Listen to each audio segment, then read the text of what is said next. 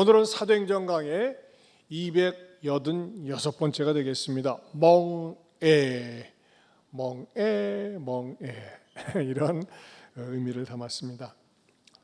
여러분, 교회를 다니면서도 잘못된 자기가 가지고 있는 고정관념, 잘못된 사상이나 인생 철학을 그냥 교회 다니면서 조금 보태가지고 다니는 거 굉장히 힘이 듭니다.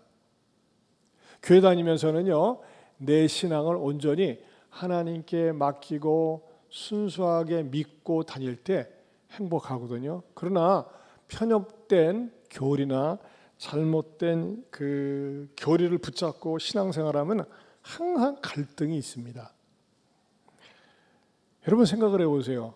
우리 어머니가 진짜 어머니인가? 우리 아버지가 진짜 아버지인가? 의심해 보세요. 그 평안하겠어요? 마찬가지로 내가 믿는 하나님이 참 하나님인가?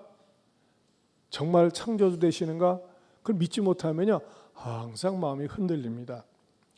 오늘 본문 내용은 그 편협된 유대적 사고방식을 가지고 율법과 할례를 받지 않으면 구원을 받지 못한다는 것을 주장하는 사람들에 대해서 베드로가 계속해서 변증하는 입장에서 말씀을 선포하는 가운데, 지난 시간은 뭐에 대해서 말씀드렸습니까? 그렇게 편협된 교리를 가지고 믿는 것은 하나님을 시험하는 행위다. 왜 하나님을 니네가 뭔데 시험하느냐?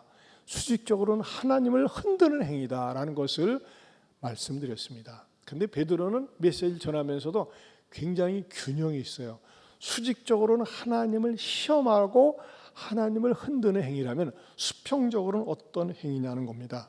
그것은 바로 오늘 10절 중반절에 보면요, 우리가 10절부터 다시 한번 읽어볼까요? 같이 봅니다.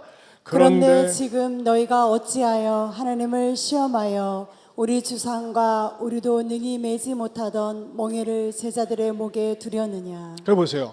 수직적으로 하나님을 시험하는 행위라고 그랬어요. 근데 수평적으로는 뭐예요? 우리 조상과 우리도 능히 매지 못하던 멍에를 제자들의 목에 두려느냐. 즉 사람에게는 멍에를 매게 한다는 겁니다.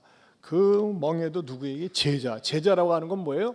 모처럼 바르게 믿어보고 싶고 열심히 믿어보고 싶은 그 제자들에게 멍에를 메운다는 것입니다. 여러분, 멍에 아시죠? 우리 요즘 젊은이들은 모를 수 있어요. 멍에는 논이나 밭을 갈 때 소에게 말이죠, 코를 뚫어가지고 콧둘레를 해서 멍에에다가 이렇게 줄을 매달아가지고 뒤에서 이리야 우르가 왼쪽으로 가 우르 가면서 밭을 갈고 논을 갈던 그 농경 시대에, 지금은 우리나라에 거의 뭐 기계로 하니까 전에는 경운기로 하다가 사용했던 그러한 그 멍에를 이야기합니다. 멍에는 소 입장에서는 얼마나 힘들겠어요. 근데 이것을 사람에게 매게 한다는 것입니다. 그러면서 제가 이 멍에와 관련해서 연구 묵상하면서 세 가지 성령께서 가르쳐 주셔서 여러분에게 전하고자 합니다. 첫째는요, 멍든 교리는 고통의 멍에를 준다는 것입니다. 멍든 교리. 어떤 게 멍든 교리일까요? 하나님의 말씀에 상처를 내는 거예요. 하나님의 말씀을 왜곡하는 겁니다. 여러분, 사람도 어떻게 부딪히거나 멍이 들면 치료받지 않으면 이것이 심해지면 어렵지 않습니까? 특별히 과일 같은 경우 보세요. 과일 하나가 사과나 또는 귤이라든지 썩은 게 그 상자 안에 하나 있어 보세요. 그걸 빨리 드러내든지 또는 빨리 오려서 그걸 먹든지, 뭐 지금은 멍든 부분도 상한 부분도 먹지 않는 게 좋다고 그러더라고요. 어쨌든 제가 그걸 그대로 두면 다 멍들게 되어 있고 썩게 되어 있다는 것입니다. 멍든 교리가 그렇습니다. 멍든 교리, 잘못된 교리를 붙잡고 신앙생활하면요, 그것도 이 전염이 돼가지고 자기 가족과 공동체 모두를 멍들게 한다는 것입니다. 바로 이 유대인들은 멍든 교리를 가지고 있는 사람들이었습니다. 이것이 진화되면 어떻게 될까요? 이단이 되는 것이고, 이것이 마침내 그 사람을 멸망으로, 또 공동체를 멸망으로 이끈다는 것입니다. 그것에 대해서 베드로후서 2장 1절에 이렇게 말씀하고 있습니다. 같이 봅니다. 그러나 백성 가운데 또한 거짓 선지자들이 일어났었나니 이와 같이 너희 중에도 거짓 선생들이 있으리라. 그들은 멸망하게 할 이단을 가만히 끌어들여 자기들을 사신 주를 부인하고 임박한 멸망을 스스로 취하는 자들이라. 여러분 보세요. 성경이 기록될 당시에도 거짓 선지자들이 있었고 거짓 선생들이 있었어요. 그리고 멍든 교리를 갖다가 건강한 교리인 것처럼 가르치면서 멸망을 자초했다고 하는 것입니다. 여러분, 이 이단들은요, 끊임없이 발전을 하고 진화합니다. 어떤 방향으로요? 모양만 바꾸고 색깔만 바꿔가지고서 계속해서 아전 인수격으로 해석을 하고, 이 이단들은 자기네들만 옳다고 그러고 다른 데는 구원이 없다고 하면서 굉장히 폐쇄성을 띠고 있습니다. 제가 지난주에 뉴스를 보는데 자막에 그게 있더라고요. 인천에 있는 모 교회에서 여고생이 구타당해서 죽임을 당했다. 저는 또 그냥 교회에 대한 부정적인 뉴스만 나면요, 저는 깜짝깜짝 놀래요. 너무나 창피하잖아요. 왜 교회, 인천의 모 교회라고 하는데 왜 교회에서 또 저런 일이 일어났을까? 저는 딱 생각이 탁 들어오는 게 뭐냐면요, 건강한 교회가 아니다. 분명히 어떤 문제가 있는 교회일 거다라고 생각했는데, 그때 당시엔 자료를 찾아도 없어요. 그런데 감사하게도 제가 이 설교를 준비하면서 그 교회가 어떤 교회인지 딱 알게 되었어요. 그 교회 알고 계셨습니까? 몰랐죠. 지금 보여드리겠습니다. 얼마 전 인천에서 발생한 여고생 사망 사건을 계기로 구원파 계열인 기쁜 소식 선교회에 대한 사회적 관심이 커졌습니다.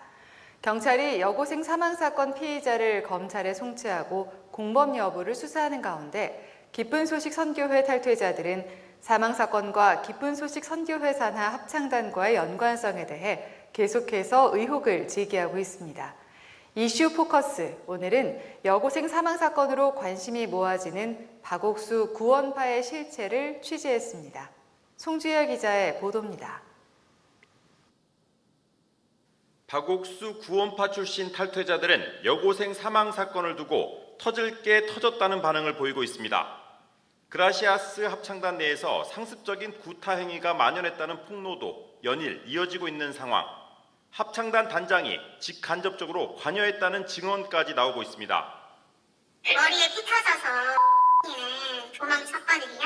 그 백스콘가 뭐 공연 때 형이 가방 드는 사람이 있는데 걔는 하도 맞아가지고 마지막에는 머리에 피가 터져서 나갔어요. 형태가 1번 집단 구타를 자기가 손 집단 안 되고 집단 구타를 하는 방법이 있고, 두 번째 스태프 구타하는 방법이 있고, 세 번째는 자기가 구타해놓고 뒤로 빠지고. 수년 전 단장이 해외로 출국한 사이 합창단을 겨우 탈출할 수 있었다는 한 단원은 여고생 사망 사건이 발생한 인천 A교회 숙소를 정확히 기억해 그림을 그렸습니다. 단장방과 소프라노, 알토방, 남자 숙소까지 또렷이 기억하고 있습니다. 거기서 살고 거기서 파티 연습도 해요. 맨날 소프라노방, 알토방 이렇게 있어서 계속 살아요. 계속 하루 종일 노래해요. 그러니까 1등하지. 맨날 노래만 하니까 밥 먹고. 30년 넘도록 기쁜 소식 선교회에서 활동하며 선교회 초창기부터 박옥수 목사를 가까이에서 지켜본 C씨. C씨는 90년대 중반부터 교세가 쇠퇴하기 시작하면서 젊은이들을 포섭하고 새로운 포교 동력을 마련하기 위해 그라시아스 합창단과 IYF 등을 만들었다고 말합니다. C씨는 이들 조직은 박옥수 목사를 정점으로 사실상 박 목사 일가가 장악하고 있다며 이번 여고생 사망 사건 진행 과정도 다 알고 있을 것이라고 주장합니다. C씨가 지목한 박모 목사, 이번 여고생 사망 사건이 발생한 인천 A교회 담임으로 박옥수 목사 조카로 확인됐습니다. 이 사람들이 무슨 나쁜 일을 하면은 다 알거든요. 다 알고 서로 공유하고요. 이제 이 조직이 박옥수를 정점으로 해서 가장 가까이에서 그를 보좌하는 사람들은 그의 친인척들이거든요. 그리고 무슨 행사할 때마다 사회보고 돌아다니는 그 목사라고 그 자기 남동생 목사 아들이거든요. 이단 전문가들은 박옥수 구원파 교리의 특징은 자신들에게만 구원이 있다는 폐쇄성과 이미 구원받은 사람은 죄가 없다는 의식을 갖고 있는 것이라고 설명합니다. 국내 주요 교단들은 이 때문에 구원파 계열 단체들을 이단으로 규정하고 있습니다. 구원받은 사람은 회개할 필요가 없다. 그러니까 회개를 하면 천국에 못 간다. 이제 이런 주장이다 보니까 이게 이제 그 구원이 헬라의 영지주의적 사상인 구원이에요. 그래서 구원받은 사람은 죄를 짓지도 않는다. 그러면 회개할 필요가 없다. 이미 구원받은 사람은 무슨 짓을 해도 죄가 안 된다라는 그런 의식을 가지고 있단 말이에요.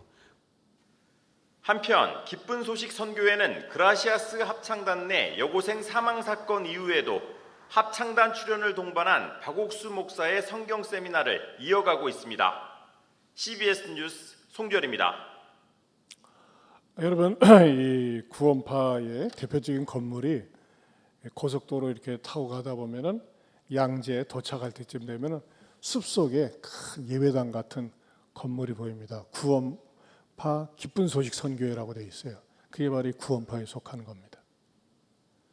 구원파. 왜 이름을 구원파라고 합니까? 구원받은 사람은 구원받은 날짜를 정확하게 기억하고 있다. 그래서 구원파라고 그래요. 자, 이것도 뭐가 모순입니까? 여러분, 그리스도인들이 이렇게 복음을 이게 전도를 다니다가 특별히 어설프게 믿는 사람들이 당신 구원받았습니까? 집사님 구원받았습니까? 집사님 받았습니까? 안 받았습니까? 그러면 받은 것 같기도 하고 안 받은 것 같기도 하고 너무 세게 나가니까 구원 받았는데요? 그거 언제 받았습니까? 날짜 얘기해 보세요. 그럼 머뭇거려집니다. 에이, 자기 구원받은 날짜도 모르네. 자기 생년월일 모르는 사람이 어디 있어요? 당신 가짜예요. 그렇게 치고 들어가는 거예요. 그러나 그 말에 뭐가 무슨 때입니까? 여러분, 자기가 태어난 날을 내가 어떻게 합니까? 부모가 알려줘서 아는 거지. 얘네들은요 굉장히 모순되면서도 우기는 거야, 우겨. 그리고 여러분 일간지에도요 이 박옥수가 아주 노골적으로 집회 광고를 많이 합니다. 죄사함의 비밀 해가지고요. 굉장히 전단지도 많이 뿌리고 또 이렇게 저도 노방전도 나가다 보면요 얘네들은 책도 한 10,000원짜리 줘요. 좋은 거 양질에 이거 보라고 하고. 근데 뭐예요? 여러분 보세요. 얼마나 폐쇄적인가. 이 박옥수가 설교하는 곳에 합창단을 만들어서 집중적으로 세련되게 하기 위해서 합숙훈련을 시키고 합숙훈련을 시키는데 말 듣지 않으니까 패고 그러다가 구타를 시켜서 사망시키고 그리고 이번 주에 드러나는 거예요. 그 합창단 단장이 박옥수 목사의 딸이었대요. 참 얼마나 웃기는지 몰라요. 참 이런 사람들은 참 불행해요. 어떻게 그런데 빨려 들어갔다. 여러분 성경에서요 죄사함에 대해서도 말이면 오늘은 이것을 중점적으로 말씀드리려는 게 아니라 제가 뭐 전에도 박옥수 집단이 왜 이단인가 왜 문제인가 한번 쭉 풀어서 설명한 적도 있는데 여러분들은 뭐 대부분 잊어버리셨을 테지만 그러나 분명한 거 하나는 박옥수의 죄사함의 비밀. 여러분 죄사함의 비밀이라는 게 뭐예요? 우리가 예수님을 믿음으로 말미암아 믿는 순간 무엇은 용서받습니까? 원죄는 용서받습니다. 지옥에 갈 죄는 용서받아요. 그러나 우리가 살면서 아침 저녁으로 세수하고 손 씻고 하는 것처럼 순간순간 죄를 져요. 그럼 그 죄에 대해서는 하나님 내가 또 오늘도 누구를 미워했네요. 마음속에 나쁜 생각을 품었네요. 그 죄는 자백하면 좋잖아요. 그럼 나도 마음이 평안해요. 근데 그런 것까지라도 할 필요가 없다는 거예요. 그러니 그런데 빨려 들어간 사람은요, 자유롭다, 시원하다 하면서 빨려 들어가는데 이 사람들의 특징은 뭐냐? 자기네들 외에 다른 교회는 구원이 없다고 하는 거예요. 그래서 구원파라고 하는 거예요. 여러분 익산에도 모현동에 가면 큰 건물 교회가 있지 않습니까? 이 사람들은 그 지역명을 따서 교회 이름을 짓습니다. 하지만 여러분 조심하셔야 돼요. 제가 지난주 금요일에도 그 정수장 어싱 하다가 어떤 자매를 만나서 이게 전도를 하니까 마침 그렇지 않아도 자기가 어느 교회 가려고 했는데 이렇게 얘기해서 어느 교회예요? 했더니 그 교회라고 얘기하고 이단인데 그렇지 않아도 그런 얘기를 많이 들었대. 그런 얘기를 많이 들었는데 왜 그걸 신경을 쓰십니까? 그러면서 제가 우리 예안교회 나오도록 권면했는데 어저께도 전화를 하니까 아직 때가 안 됐대. 참 이거 뭐 그래서 어떻게 하겠어요? 제가 기다려야지. 그러나 여러분 분명한 거 하나는 따라서 합시다. 멍든 결이 쫓다가 인생 멍잡습니다. 멍든 교리는 뭡니까? 성경 전체적인 진리를 따르는 것이 아니라 어느 하나만 계속 주장하는 거예요. 하나만. 다른 거 얘기하지 않습니다. 그리고 다른 교회는 구원이 없다고 하고 다른 교회를 비방합니다. 그것은 결코 건강하고 다른 교회의 모습이 아니라 병든 교회의 모습입니다. 그런데 쫓아다니다가 신천지도 마찬가지고 신천지도 그래요. 자기네 외엔 구원이 없다고 그래요. 이단입니다. 여러분들이 절대 주변에서 이단을 쫓아다니는 사람을 보면 경계하고 조심하고 우리는 그 말을 한마디만 하면 돼요. 이단 쫓고 성경 공부하다 지옥 갑니다. 따라서 합시다. 이단 쫓고 성경 공부하다 지옥 갑니다. 우리 유아부실도 따라서 해보세요. 이단 쫓고 성경 공부하다 지옥 갑니다. 네, 너무 애기들 막 애들한테 빠져가지고 말씀 듣는데 해찰하지 않도록 조심해 주시기 바랍니다. 그렇습니다. 멍든 교리, 바른 교리가 아니에요. 저는 그런 의미에서 우리 예안교회가 건강하고 바른 교리, 바른 말씀을 전파하고 또 전할 수 있고 나눌 수 있다는 것에 대해서 하나님께 감사합니다.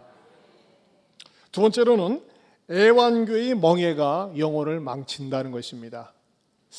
이 애완교라는 말은 제가 처음 만들지 않았나 싶습니다. 왜냐? 제가 애완교 교주를 만났어요. 이 애완교에 대해서 한번 제가 터치하고 싶은 마음이 있어가지고 기다리고 있었는데 타이밍을 잘 맞은 것 같습니다. 애완교 교주를 만난 발단은 이렇습니다. 제가 지난 6월 10일서부터 4박 5일 일본의 제자훈련 국제포럼을 참석했었죠. 그때 6월 10일 날 인천을 떠나서 오사카 국제공항에 도착을 했는데 저 일행 4사람을 태우고 가는 그 밴이 기다리고 있었습니다. 그 밴을 탔는데 기사가 굉장히 말이죠. 깍두기 머리를 해가지고 아주 씩씩하고 용감해 보였어요. 그래서 제가 조심스럽게 말을 걸었습니다. 제일 교포세요? 아니요, 난 한국 사람입니다. 그러세요? 그럼 이곳에서 일한 지는 얼마나 되셨나요? 11년 됐대요. 와, 오래되셨군요. 그러면서 자기를 막 소개하는 거예요. 나는 원래가 지금도 그러고 오사카 영사관 의전 담당이래요. 어머나, 오사카 영사가 의전 담당인데 우리를 갖다가 이렇게 라이드 해주시니까 영광입니다. 이렇게 하면서 얘기가 말문이 열렸습니다. 그러면서 제가 이제 물어봤어요. 일본에서 11년을 사셨는데 일본의 장점이 뭡니까? 일본의 장점이 있을까니? 여러분 오사카도요 주변이 전부 이 바다로 되어 있어요. 굉장히 경관도 좋고 도시가 잘 돼 있더라고요. 한 900만 정도인가 되던데 인구가. 그래서 제가 일본에 한 11년 살았으니까 일본의 장점에 대해서 얘기할 길 기대했는데 장점 하나도 없어요. 그래요. 그러면 여기 사시면서 일본 사람들 속에서 같이 어울리면서 사시면서 배울 수 있는 게 뭐 같아요? 배울 것도 하나도 없고요. 그럼 뭐 힘든데 이곳에까지 와서 일하세요? 이곳에 돈 좀 많이 벌어가지고요. 살려고요. 어디서 사시려고요? 일본에서는 싫을 텐데 한국에서 살려고 합니다. 그래, 한국에서. 자기 목표는 한국에서 사는 게 목표래요. 한국 어디가 좋은 줄 아세요? 익산이 좋아요. 익산에 살러 오세요. 참 좋아요. 아니요, 자기는 강원도가 좋대. 강원도 숲속에 가서 거기서 잘 살고 싶다고 그래요. 그렇군요. 그런데 결혼 물론 하셨겠네요. 자녀들도 있으시고요. 7명이나 있대요. 그러세요? 우와, 자녀들 많이 낳고 좋겠다 그러니까는 아니요, 아내를 통해서는 아이가 하나도 없고 입양했대. 오, 대단. 그런데 그 입양한 건 사람이 아니라 냐옹 고양이래. 나는요 개나 고양이들을 가지고 우리 새끼 우리 애들이라는 거가 이해가 안 가고 또 할머니 할아버지들이 손주 손녀보고 우리 똥강아지 우리 새끼 왜 사람한테 강아지 새끼라고 하는 거지? 그런지 나 그것도 이해가 안 가요. 참 정말 막 헷갈려 죽겠어요. 근데 그나저나 아니 근데 어떻게 왜 아내를 통해서 자식들도 없고 고양이를 키우고 이 해외에서 무슨 재미로 사세요? 목사님 모르는 소리 마세요. 제가 뭘 모르는데요. 자기가 종일 일하고 맥주 한 병 사들고 안주 사들고 딱 집에 들어와 소파에 딱 기대고 앉으면요, 고양이 7마리가 쫙 앉아가지고 눈을 이을 뜨면서 쳐다보고 있대요. 그때 내가 안주를 샥 먹으면서 먹다 남은 거 탁 주면요, 앙 받아 먹고 그거 보는 재미가 짜릿하대네. 그러세요. 속으로 잘 걸려들었다. 제가 드디어 본색을 드러내기 시작했습니다. 참 행복하시겠어요. 그런데요, 그 행복은 오래가지 못해요. 왜 그런지 아세요?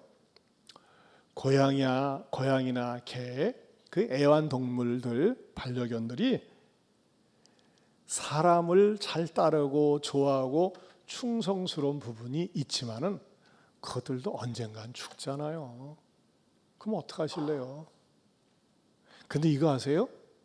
사람과 짐승 사이에는 공유되어지는 똑같은 속성이 있는 부분이 있고 절대 공유되지 않는 그런 속성이 있어요. 공유되는 게 뭘까요? 우리 사람에게 육체 덩어리, 고기가 있는 것처럼 고양이에게도 육체가 있죠. 몸이 있죠. 그리고 혼이 있어요. 혼이라고 하는 건 뭘까요? 본능적인 기능입니다. 똑같이 있어요. 그러나 고양이는 죽고 나면요, 그는 소멸됩니다. 더 이상 존재하지 않습니다. 특별히 짐승들은 영이 없습니다. 영이 없다는 건 뭐냐면요, 자기 스스로를 개발하고 발전시킬 수 있는 능력이 아무것도 없습니다. 항상 누군가 의존을 해야 됩니다. 짐승들이 모여가지고 우리가 이렇게 살 수는 없다면서 동물권을 외치면서 자기들의 삶의 개선을 위해서 막 대만했다는 말 들어본 적이 있습니까?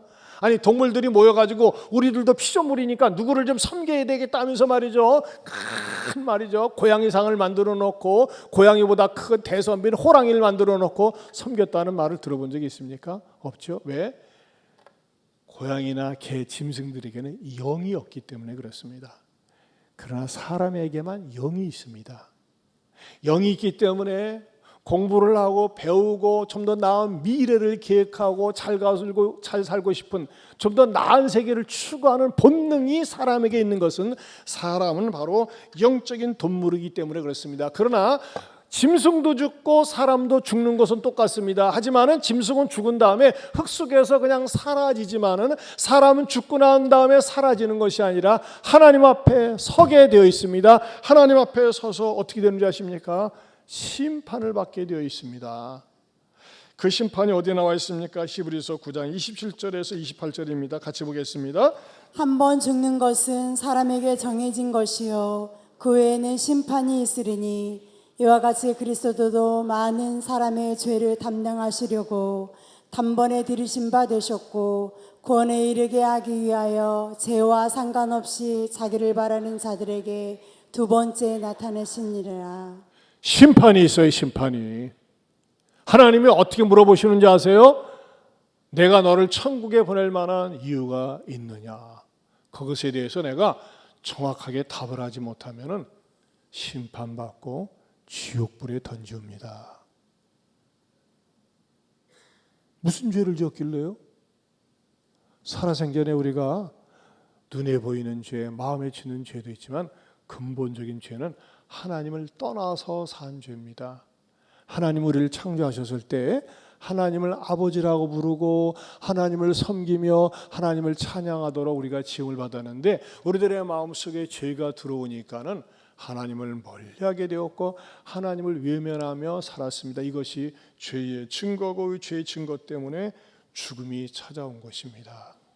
그런데 하나님은 우리가 죄 때문에 멸망하는 것을 원치 않으셨습니다. 그래서 우리를 구원하려고 하나님의 아들 예수님을 보내주셨습니다. 그래서 누구든지 그 예수님을 믿으면 구원을 받게 됩니다. 제가 지금 말씀드린 거 이해가 되세요? 아니요, 전혀 이해가 안 되는데요, 그러더라고요. 여러분 이해가 되십니까? 우리는 많이 익숙해서. 근데 이분은 전혀 이해가 안 되는데요. 왜 그럴까요? 한 번도 이런 이야기를 들어본 적이 없대요. 당연하죠. 그래요. 우리가 이 차를 타고 호텔까지 가는 시간이 50분입니다. 남는 건 시간밖에 없어요. 널널해요. 제가 다시 한번 말씀드려도 되겠습니까? 네, 해주세요. 이분이 생각 밖으로 진지하게 듣는 거예요. 그래서 제가 처음부터 다시 쭉 풀어서 설명을 했어요. 조곤조곤 설명을 한 다음에 어떠세요? 자, 핵심적인 질문. 죄인이라는 사실 인정하시겠습니까? 네, 인정합니다. 예수님을 받아들이시겠습니까? 당신의 죄를 위해서. 아니, 실례지만 우리 기사님 성함이 어떻게 되시죠? 김영훈 씨래요. 김영훈 씨는 죄로부터 구원받기 위해서 예수님을 영접하시겠습니까? 영접받는다는 말은 환영한다는 말입니다. 믿겠다는 말입니다. 네, 믿겠대요. 그럼 제가 김영훈 씨를 위해서 기도해드리고 싶은데 기도해도 될까요? 해달래요. 그러면서 운전을 하고 있는데 눈을 감으려고 그러잖아. 눈 뜨세요. 한꺼번에 우리 천국 갑니다. 그래서 눈을 뜨고서 제 기도를 따라서 하고 예수님을 영접했어요. 할렐루야. 이분은요, 애완교회 교주였어요. 7마리의 고양이들이 자기를 바라보면서 경배하고 먹을 거 줄 때마다 경배하고 찬양하는 그 모습 속에 살았는데 예수님을 구세주로 딱 모시게 되었어요. 제가 너무너무 기뻐가지고 사실 굉장히 피곤했었거든요. 그런데도 불구하고 저는 때를 어떤지 못 어떤지 피곤하든지 안 피곤하든지 믿지 않는 사람 보면 견딜 수가 없거든요. 드디어 이 오스카란다. 뭐죠? 오사카 영사가 의전 담당 김영훈 씨를 전도를 해가지고 안 되겠더라고요. 그래서 차에서 숙소에서 호텔에서 딱 내린 다음에 제가 다시 한번 확인 기도하기 원합니다. 내립시다. 다 지켜보는 가운데서 앞에서 동영상 찍고 있는 가운데 또 다시 확인하고 복음을 전하고 축복 기도를 했어요. 그 사진이 나와 있어요. 아내도 복을 내려 주시옵소서. 늘 차로 운전하고 다닐 때 안전사고나 위험한 일로부터 지켜주시옵소서. 예수님 이름으로 기도합니다. 아멘. 할렐루야. 하나님께 영광의 박수 돌립니다.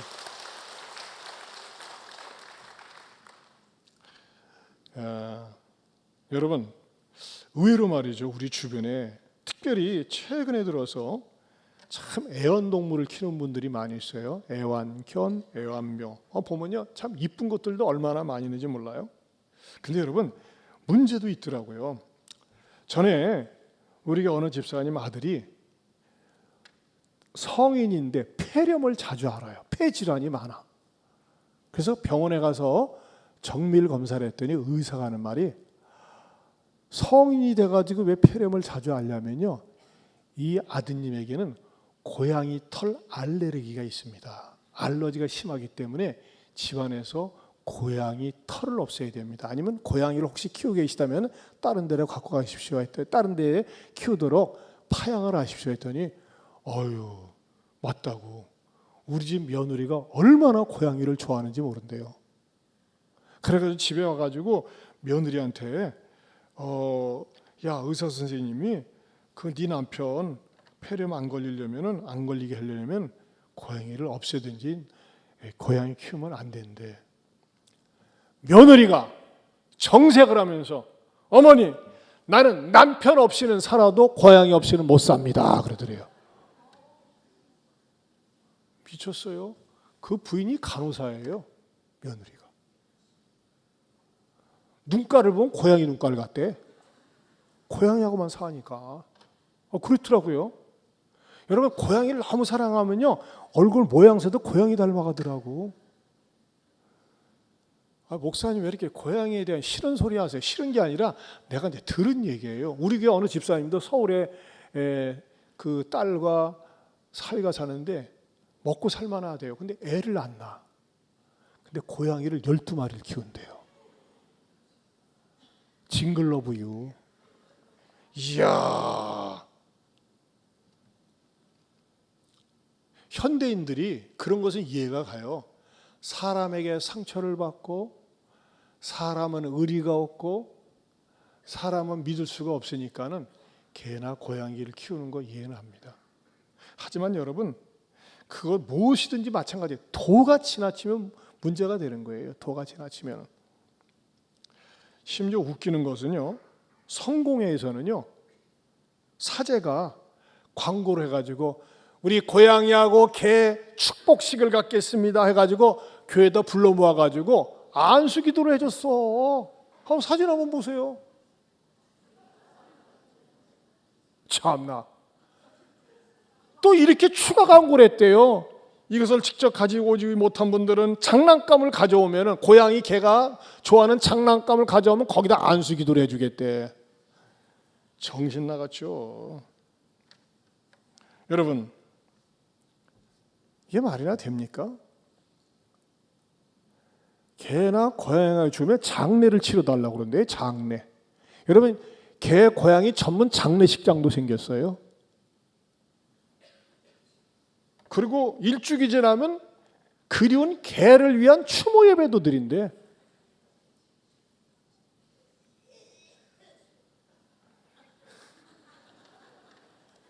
그러면서 이 사람들은요, 나름대로 신학이 있어요. 신학이. 뭐라고 얘기하는지 아세요? 이 사람들 얘기입니다. 성공에 하느님의 피조물로서 동물과 사람은 공평한 존재이기 때문에 사람이 동물보다 우월하다는 생각은 잘못됐다. 그러면서 이런 동물들과 함께 하느님의 나라를 함께 이뤄나가는 날이 오기를 바란다 그랬어요. 이 사람들은 하느님 사상을 가지고 있어요. 하늘님입니다. 우리 기독교는 하나님입니다. 하느님은 일종의 자연신교 사상이 짙습니다. 이것은 무엇입니까? 바로 복음을 오염시키고 복음을 멍들게 하는 인본주의 사상입니다. 하나님을 시험하는 것이고 창조 진리에 역행하는 것입니다. 여러분, 이거 명심하세요. 동물을 학대해서는 안 됩니다. 그렇죠? 그러나 여러분, 이것은 명확히 아셔야 돼요. 짐승에게는 혼은 있지만, 육은 있지만 영이 없어요. 그렇다고 이 사람들이 얘기하는 것처럼 동물과 사람이 똑같다. 아니에요. 왜 똑같습니까? 인간이 우월하죠. 이것을 다스리라고, 지배하라고 하나님은 가르쳐 주셨어요. 학대해서는 안 되지만 인간과 사람과 똑같은 존재로 여기면서 빈곤층이나 노숙자, 장애인들을 외면하면서 애완동물은 유달리 아끼는 행위, 이것은 잘못된 것입니다. 여러분, 좀 저만 그러지 말고, 이때는 사람들이 교회에 애완견을 끌고 다니면서 왜 인간들이 농구장에서 똥 오줌 싸게 하냐 이거예요. 왜 안 갖고 갑니까? 저는 돌아다니다가 누가 비닐을 갖고 다니면서 일부러 똥을 갖다가 담으면은 제가 쫓아가서 인사를 해요. 아이고, 이렇게 개똥을 치워주셔서 감사합니다. 격려하느라고. 아, 진짜 뿔따구가 나는 건요, 어신장에 맨발로 다니는데 미끄러서 바닥을 밟았어. 개똥이야.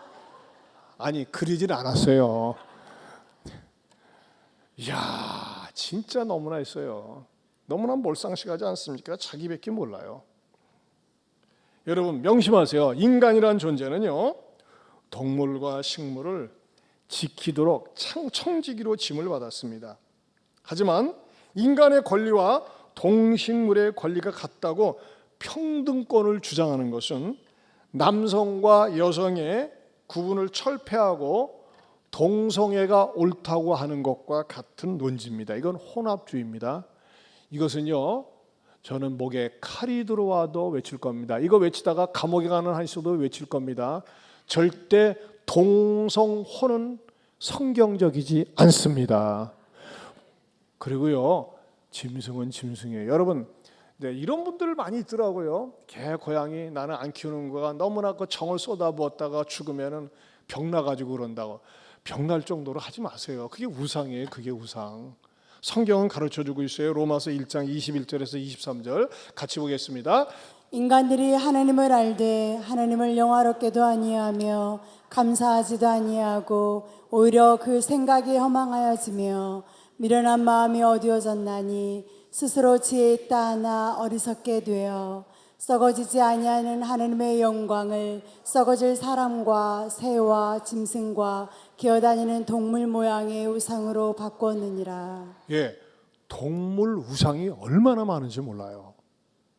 그런 의미에서 저와 여러분들은 이 땅에 존재하는 그 어떤 짐승도 하나님보다 더 사랑하는 존재가 되지 않기를 축원합니다. 그렇죠?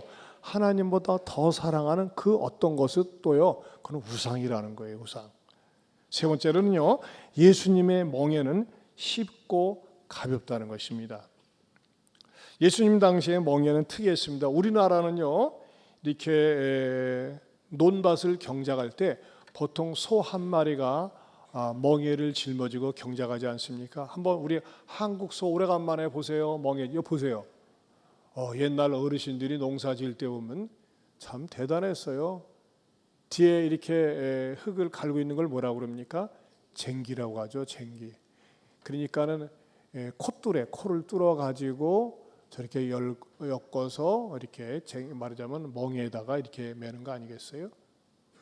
근데 이스라엘에서는요, 유대인들은 소 2마리가 이렇게 멍에를 메고 있습니다. 사진 보여주세요. 예, 소 2마리가 이렇게 멍에를 메고 같이 간다는 것입니다. 자, 그런데 멍에 자체라고 하는 것은 자유를 억압하는 것이고 행동을 함부로 못하게 하는 것이고 얽어 매는 것이거든요. 그렇지 않습니까? 그런데 이런 멍에라고 하는 것은 힘들게 하고 어렵게 하는 것이고 고통을 주는 건데 이 멍에에 대해서 우리 예수님께서는 정면 돌파를 하셨어요. 어떻게 해요? 마태복음 11장 28절에서 30절입니다. 같이 보겠습니다. 수고하고 무거운 짐진 자들아 다 내게로 오라. 내가 너희를 쉬게 하리라. 나는 마음이 온유하고 겸손하니 나의 멍에를 메고 내게 배우라. 그리하면 너의 마음이 쉼을 얻으리니 이는 내 멍에는 쉽고 내 짐은 가벼움이라 하시니라. 아멘. 참 이 얘기 꼭 여러분에게 말씀드리는 김에 하고 싶었는데 잊어버렸어요. 누가 여러분 개나 고양이 교회 앞으로 끌고 다닐 때 시비는 걸지 마시고 그러나 농구장에서 주춤거리고 운동시키고 있으면 다가서 거기다 똥오줌 싸지 않게 해주세요. 여러분들이 좀 얘기해 주세요. 농구장에서 농구장은 애들이 얼마나 놀고 막 뒹굴고 때로는 엎어지고 막 그런 데인데 거기서 막 개, 고양이 운동시킨다고 또 바닥이 부드럽다고 다니는데 다니는 것까지도 괜찮겠어요. 왜 거기다 똥오줌 싸게 내버려두고 또 도망가냔 말이에요. 그건 여러분들도 다 눈을 부릅뜨고 한 번씩 지켜봐 주시기 바랍니다. 우리 김 집사님 꼭 해주세요. 네, 감사합니다. 자, 예수님께서는요, 나의 멍에를 메고 내게 배우라 그랬어요. 자, 그 이스라엘에서는요, 농사를 지을 때 어미소가 있고 새끼소가 있으면 같이 멍에를 메는데 그냥 새끼소는요, 그냥 흉내만 내는 거예요. 어미소가 더 큰 짐을 지기 때문에. 그런데 예수님께서는 이런 모습을 연상시키면서 나의 멍에를 메고 내게 배우라 그랬어요. 그렇다면 왜 예수님의 멍에는 쉽고 예수님의 짐은 가벼울까요? 왜 예수님의 멍에는 쉽고 예수님의 짐은 가볍습니까? 그것은 뭐 때문에 그러냐면요, 예수님은 모든 인간의 죄를 짊어지시고 모든 짐을 능히 지실 수 있는 그런 분으로 이 땅에 오셨기 때문에 그렇습니다. 사실 우리는 인생을 살면서 굉장히 멍에가 많아요. 질병의 멍에, 물질의 멍에, 또 가족관계의 멍에, 진로의 멍에, 또 인간관계의 멍에, 이런 멍에들이 나를 짓누릅니다. 막 무거워서 못 일어납니다. 생각만 해도 머리가 띵하고 힘들고 어려울 때가 얼마나 많이 있습니까? 그런데 우리 주님은요, 우리 인생에게 주어진 온갖 잡다한 멍에를 예수님이 맬 수 있다고 말씀하시는 거예요. 내가 그 멍에를 메어줄게. 뭐라고 하면서요? 다시 이 말씀을 다시 한번 보겠습니다. 마태복음 11장 28절 30절 시작. 수고하고 무거운 짐진 자들아 다 내게로 오라. 내가 너희를 쉬게 하리라. 나는 마음이 온유하고 겸손하니 나의 멍에를 메고 내게 배우라. 그리하면 너희 마음이 쉼을 얻으리니 이는 내 멍에는 쉽고 내 짐은 가벼움이라 하시니라. 자, 우리 인생 속에 찾아오는 온갖 종류의 멍해가 있습니다. 그런데 뭐라고 말씀하세요? 다 내게로 오라고 하세요. 내가 너희를 쉬게 해준다고. 근데 여러분, 예수님의 이 말씀이 너무 추상적인 것 같고 너무 이론적인 것 같지 않습니까? 예수님이 일단 눈에 보이지가 않아요.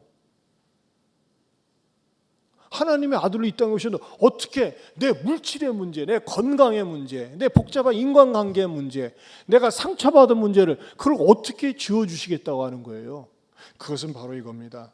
뭐냐면요, 우리 주님이 살아계신 하나님의 아들로 구원자로 이 땅에 오셨기 때문에 믿음으로 그 예수님 앞에 나오라는 것입니다. 믿음으로. 예수님이 내 인생의 모든 문제를 책임질 수 있습니다. 나를 도와줄 수 있습니다. 내 갈등의 문제, 인간관계의 문제, 고통의 문제, 그 문제를 주님께 내려놓으면, 주님께 아뢰면 말이죠, 당장 두 눈에 보이지는 않고 당장 두 손에 잡히지는 않지만요, 내 인생에게 주어지는 복잡다단 많은 문제들을 갖다가 감당할 수 있는 힘을 주신다는 거예요. 전에는 그 멍에들이 짓누르기 때문에 일어설 수가 없고 살고 싶지가 않고 죽고 싶고 그랬는데, 예수님을 내가 모셔드리면요, 이 땅에 살면서 부딪히는 온갖 종류의 멍에를 갖다가 감당할 수 있는 힘도 생기고 자유함을 얻을 수 있다는 것입니다. 여러분 보세요. 다음 주에 왜 새생명 축제를 하는 겁니까? 많은 사람들이 인생의 문제를 짐을 지고 삽니다. 멍에를 메고 삽니다. 고통의 문제, 죽음의 문제, 질병의 문제, 관계의 문제, 그런 멍에들을 메고 사는데, 그 주님 앞에 나오면은 그 멍에를 주님께서 대신 짊어지시기 때문에 우리들에게는 자유함을 주시고 쉼과 평안함을 주시겠다고 말씀하고 있는 것입니다. 그래서 우리가 다음 주일에 새 생명 축제를 하는 것입니다. 새 생명을 예수님을 통해서 주겠다고 하는 집회가 바로 새 생명 축제입니다. 사랑하는 성도 여러분, 저는요, 저와 여러분들이 이미 예수님을 믿음으로 말미암아 내 눈앞에 있는 현재 당면한 문제들이 당장 사라지거나 없어지거나 제거된 것은 아니지만은 그 예수님 앞에 내 문제를 맡김으로 말미암아 그것을 감당할 수 있는 힘을 주시고 그것을 능히 짊어갈 수 있는 능력을 주실 수 있는 분인 줄로 믿습니다. 그 맛에 예수 믿는 거예요. 그렇지 않으면 미칠 지경이 되는 거죠. 근데 그 예수님께 의지하니까요, 당장 문제는 바뀌지 않았고 당장 상황이, 시츄에이션이 해결되지는 않았지만 능히 이것을 담담하게 질 수 있는 가벼운 느낌을 받을 수가 있어요. 왜? 내 안에 예수님이 계시기 때문에. 그리고 예수님은 능히 이것을 감당할 수 있기 때문에. 이것을 염두에 두고 이제 일주일 남은 새생명 축제 전도 집회 때 인생에 많은 짐을 지고 멍에를 지고 사는 사람들을 주님께 데리고 와서 이 복음을 듣고 구원받을 수 있도록 여러분들이 힘써 주시기를 바랍니다. 하나님 아버지 감사합니다. 주여, 우리 예수님 때문에 죄의 멍에, 질병의 멍에, 인생의 멍에가 가벼워지고 힘을 얻게 되는 줄 아는데, 이 귀한 집회를 한 주 앞두고 있습니다. 우리들이 전도 대상자들을 만나서 권면하고 차 마시고 식사하면서 꼭 이 자리에 데리고 와 우리처럼 같이 예수 믿는 하나님의 자녀가 되는 놀라운 복을 맛보게 하여 주옵소서. 예수님 이름으로 기도하옵나이다. 아멘. 자, 우리 고통의 멍에 벗으려고 예수께로 나갑니다. 272장 부르겠습니다.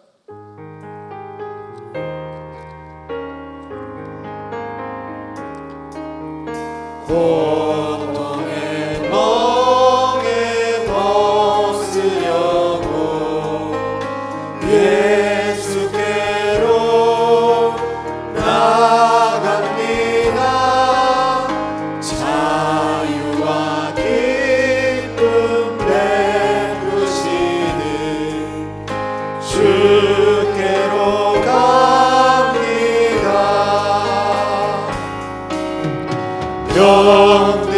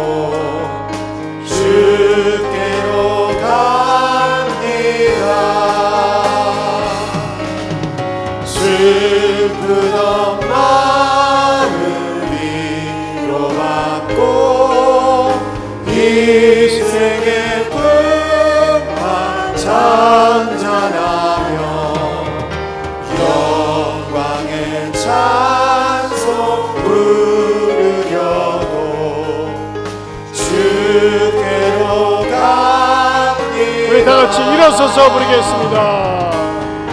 교만한 마음을 내버리고 예수께로 나갑니다. 복되신 말씀 따르려고 주께로 갑니다. 실망한 힘을 얻고 예수의 크신 사랑받아 하늘의 깊은 맛보려고 주께로 갑니다. 죽음의 길을 벗어나서 예수께로 나갑니다. 영원한 집을 바라보고 주께로 갑니다. 멸망의 폭우 헤어나와 영화의 나라 다다라서 영광의 주를 배우려고 주께로 갑니다. 우리 시간에 두 손 들고 기도하기 원합니다. 여러분, 멍든 교리를 쫓아가는 불쌍한 사람들이 있습니다. 혹시 여러분 주변에 그런 사람이 있습니까? 이단에 빠져서 그것이 그 사람을 마침내 멸망으로 이끌 줄 모르고 멍든 교리를 쫓아다니는 불쌍한 사람들, 여러분 기도해 주시고, 또 우리는 감사해야 됩니다. 하나님, 건강한 교회, 건강한 교리를 쫓아서 건강하게 신앙생활할 수 있도록 예안교회 보내주심을 감사하고, 이 교회를 통해서 더욱더 많은 사람들이 균형 잡힌 신앙생활하는 그리스도인들이 되게 달라고 기도하고, 하나님보다 더 사랑하는 것이 없게 하여 주옵소서. 애완동물이 됐건 취미생활이 됐건 그 무엇이 되었건 하나님보다 더 사랑하는 것은 우상입니다. 하나님보다 더 사랑하는 것이 없게 하시고, 무엇보다도 다음 주 있는 우리 새생명 축제 때 잃어버린 영혼들, 하나님 없이 사는 불행한 영혼들을 주님께로 데리고 와서 큰 구원의 역사가 일어나게 해달라고 우리 주여 한번 부르고 기도하겠습니다. 주여! 하나님 아버지 감사합니다. 주님, 아버지와 열망당하는 아버지여, 주님,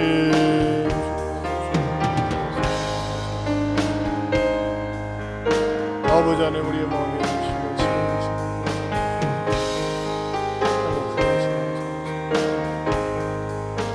하나님 아버지, 우리 예안교회 아무리 생각해도 건강한 좋은 공동체, 건강하고 좋은 교회로 삼아주심을 감사합니다. 주님, 이 교회를 통해서 왜 이 교회를 주셨습니까? 많은 사람이 구원받고 행복한 신앙생활을 할 수 있는데 쓰임받는 그런 공동체, 교회가 예안교회가 되게 하여 주시옵소서. 우리가 우리 주변에 취미생활이 있고 반려동물이 있고 애완견이나 애완묘가 있어도 하나님보다 더 사랑하지는 말게 하여 주시옵소서. 그리고 우리 주변에 하나님 없이 세상에 무거운 멍에를 지고 사는 사람들을 주님께로 인도해서 자유함을 얻게 하는 데 쓰임받는 의의 도구가 되게 하여 주시옵소서. 이제는 우리 주 예수 그리스도의 은혜와 하나님 아버지의 변함이 없는 사랑과 성령님의 감화 감동 교통하심의 은혜가 건강한 교회에서 건강한 교리 속에 건강하게 신앙생활하기로 다짐하는 모든 성도들 위해 영원토록 함께 계실지어다. 아멘.